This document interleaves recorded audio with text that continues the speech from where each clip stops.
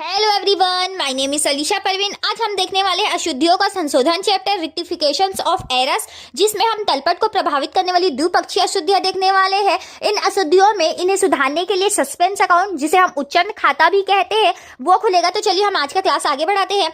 ऐसी द्विपक्षीय अशुद्धियां जो तलपट को प्रभावित करती है, इनको ठीक करने के लिए उच्चंती खाता या सस्पेंस अकाउंट डेबिट या क्रेडिट अवश्य होता है, क्योंकि ये ऐसी अशुद्धियां है जो दो खातों को प्रभावित करती है और तलपट को भी मिलने से रोकती है। दो खातों को डेबिट या क्रेडिट करने में प्रभावित करती है और हम लोगों को तलपट का जो मैच करना उसे भी रोकती है। तो इस कारण हम इसमें सस्पेंस अकाउंट खोलते हैं। तो चलिए एक एग्जाम्पल के थ्रू हम इसे समझते हैं।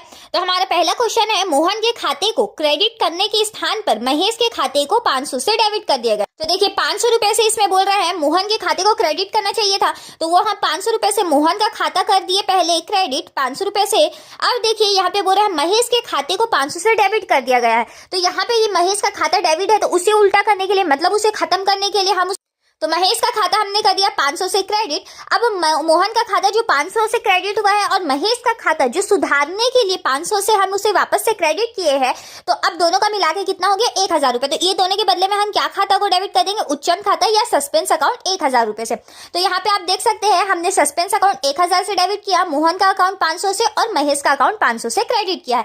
वैसे ही हमारा नेक्स्ट क्वेश्चन है, भवन के विस्तार पर किए गए 1730 गलती से मरम्मत खाते में डेबिट 1370 लिख दिया गया। तो हमने भवन के विस्तार पे किया है, तो भवन खाता हमें करना चाहिए था डेबिट 1730 से, लेकिन यहाँ पे गलती से क्या किया है, गलती से यहाँ पे बोल रहा है मरम्मत खाते में डेबिट कर दिया गया है। तो मरम्मत खाता इसमें डेबिट हो गया होगा गलती से। तो यहाँ पे हम मरम्मत खाता को जो डेबिट हुआ उसे खत्म करने के लिए क्या कर देंगे, मरम्मत खाता यहाँ पे हम कर देंगे क्रेडिट। वो भी अमाउंट भी यहाँ पे गलत है, कितना से है उसे डेबिट किया था 1370 से। तो यहाँ पे हम 1370 रुपए इसमें भवन खाता में हमने क्रेडिट कर दिया।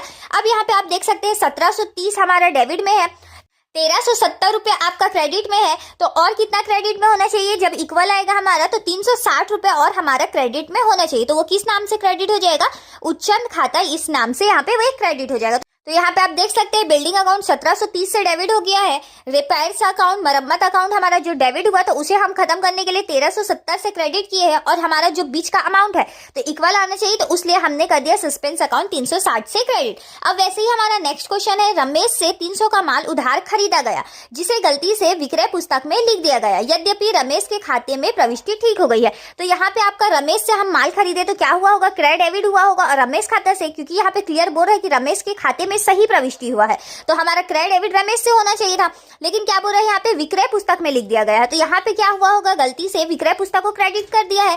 तो यहाँ पे हम विक्रय पुस्तक को जो क्रेडिट किया है उसे हम खत्म करने के लिए उल्टा क्या कर देंगे, उसका